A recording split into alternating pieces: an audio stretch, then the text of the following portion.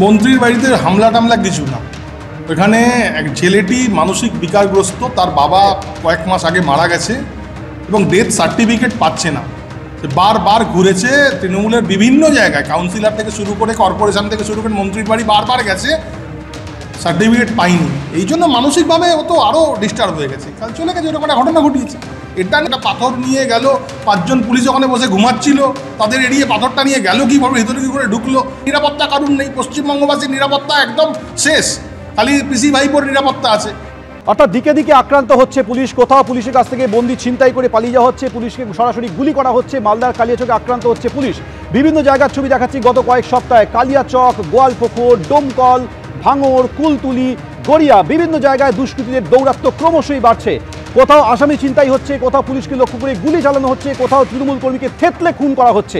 অর্থাৎ দুষ্কৃতীদের বাড়বাড়ন্তে ক্রমশ বাড়ছে, বিন্দুমাত্র তারা পরোয়া করছে না ডিজির হুঁশিয়ারির পরেও। রাজ্যে কতটা বেপরোয়া দুষ্কৃতীরাজ সেটা ছবিতেই স্পষ্ট। আইনমন্ত্রীর বাড়িতেই হামলা হলো। আইনমন্ত্রীর বাড়িতে যেখানে একেবারে ঘেরাটোপে রয়েছে নিরাপত্তা ব্যবস্থা, সেই ঘেরাটোপ এড়িয়ে কিভাবে ঢুকে গেল হামলাকারী? বড় প্রশ্ন তো সেখানেই। অভিযুক্তকে গ্রেফতার করেছে পুলিশ, কিন্তু সর্বক্ষণ প্রহরায় একজন এসআই, 4 জন কনস্টেবল, তাও কিভাবে মন্ত্রীর বাড়িতে হামলা?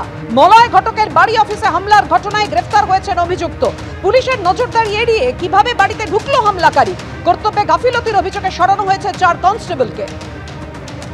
আমাদের সঙ্গে রয়েছেন আমাদের প্রতিনিধি মনোজ বন্দ্যোপাধ্যায়। মনোজ, এখানেই তো প্রশ্ন, যেখানে একজন এসআই রয়েছেন, 4 জন কনস্টেবল রয়েছেন নিরাপত্তার দায়িত্বে, সেখানেই নিরাপত্তার ঘেরাটো পেরিয়ে খোদ আইনমন্ত্রীর বাড়িতে একজন হামলাকারী ঢুকলো কি করে? সাধারণ মানুষের নিরাপত্তা নিয়েই তো প্রশ্ন উঠে যাচ্ছে। একদম দেখো প্রাপিয়া, সেটাই সব থেকে বড় প্রশ্ন যে একজন মন্ত্রী, তার বাড়িতে যদি এত নিরাপত্তা, এত পুলিশ, তার মধ্যে যদি একজন ঢুকে যায়, সে থান ইট নিয়ে হাতে ঢুকেছিল, সে হতে পারতো যে আগ্নেয়াস্ত্র নিয়েও ঢুকতে পারতো, তাহলে সেখানে কি ঘটনা ঘটতে পারতো? এমনটাই কিন্তু প্রশ্ন উঠছে সেই ঘটনার পর থেকেই। তুমি জানো যে কালকে ঘটনার পর থেকেই তাকে দীর্ঘক্ষণ জেরা করা হয়েছে এবং প্রাথমিকভাবে যেটা পুলিশ সূত্রে বলা হচ্ছে যে বাবার মৃত্যুর ডেথ সার্টিফিকেটের জন্য তাকে অনেকবার করে ঘুরতে হয়েছে, সেই কারণেই সে রাগবশত সেখানে ঢুকেছিল। এটাই কি শুধুমাত্র কারণ, নাকি এর পেছনে অন্য কোনো কারণ রয়েছে, কারোর পেছনে ইন্ধন রয়েছে? গোটা বিষয়টা কিন্তু তদন্ত করে দেখছে আসানসোল দক্ষিণ থানার পুলিশ।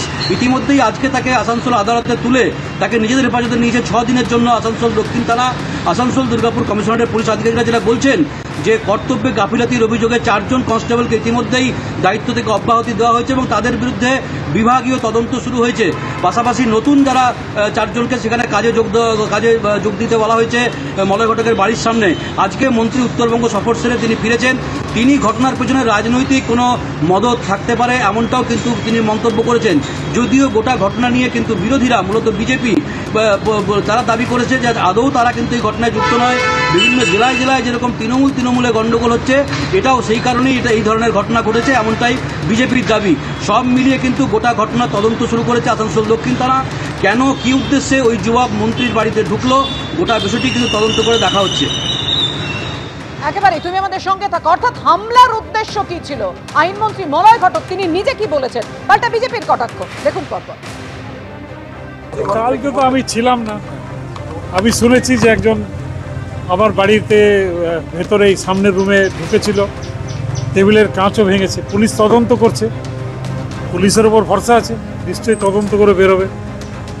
যতক্ষণ পুলিশ তদন্ত করছে, রাজনৈতিক চক্রান্ত থাকতেও পারে, কিন্তু let it be and quite.